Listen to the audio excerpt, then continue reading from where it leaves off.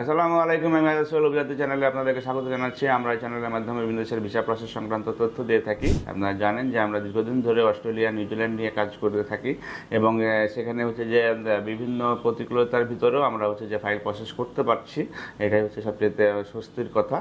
এবং পাশাপাশি যেটি হচ্ছে যে বিভিন্ন ক্রাইটেরিয়া থাকে, বিভিন্ন ধরনের ক্যাটাগরি যেহেতু থাকে, আপনারা যারা অস্ট্রেলিয়ার ভিসা সংক্রান্ত তথ্য রাখেন তারা জানেন বিভিন্ন সাব ক্লাসে এই ভিসাগুলি হয়ে থাকে।